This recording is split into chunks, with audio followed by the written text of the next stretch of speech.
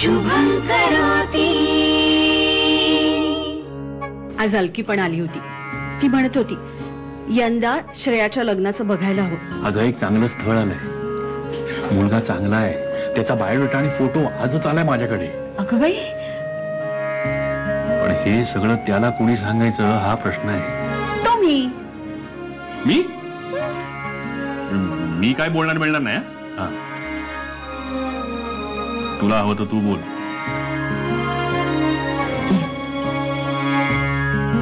तुझ्या मनात कुणी असलं तर सांग बरं का। काहीतरीच काय काकू, कुणी नाहीये माझ्या मनात।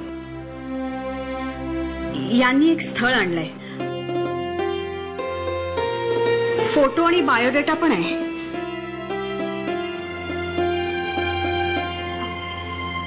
काकू काहीतरीच काय ग, मला नाही आता लग्न वगैरे करायचं।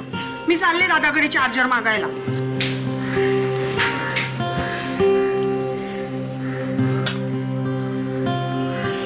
एक सांगू, हे अवघडले पण आपल्या दोघींमध्ये नका ना येऊ देऊ प्लीज।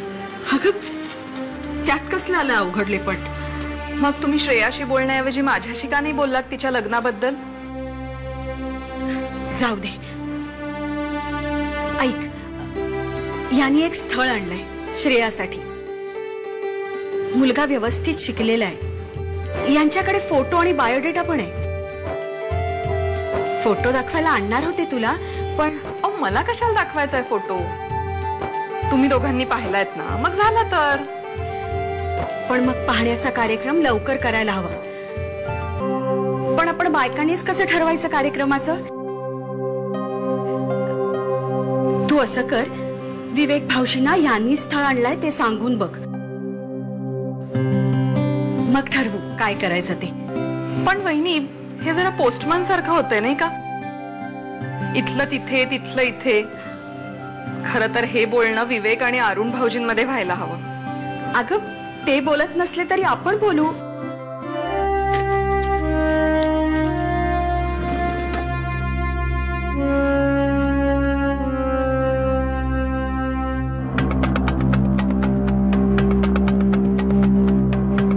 अरे लॉकरची चावी इथे आहे।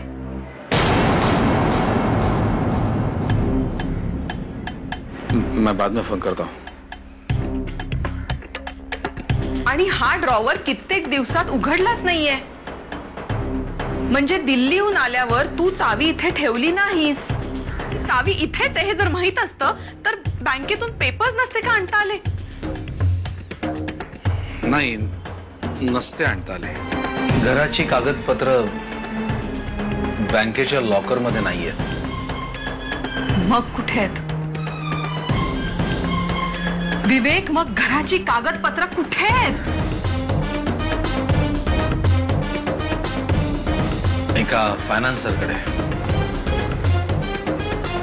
एका बिझनेस डील साठी मला पैसे हवे होते लगेच, म्हणून घराची कागदपत्र तारण ठेवली आहेत।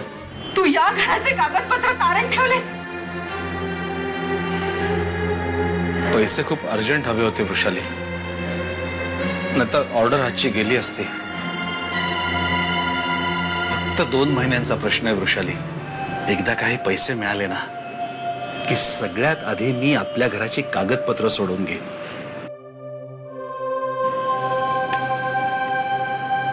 मग मी स्वतःचं ऑफिस उभं करेन। आयुष्यात खूप मोठी संधी मिळाली आहे मला।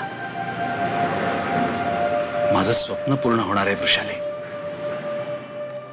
पण तू तुझं स्वप्न पूर्ण करण्यासाठी हे केलंस? त्याआधी घरातल्या कोणाला काहीही विचारावंसं वाटलं नाही तुला? कोणाला आणि कसं विचारणार? माझ्यावर हा नाकर्तेपणाचा शिक्का लागलाय ना।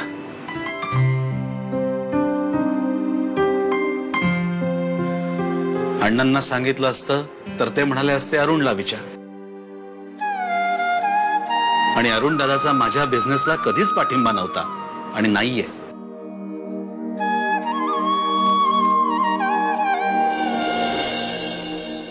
शुभं करोति।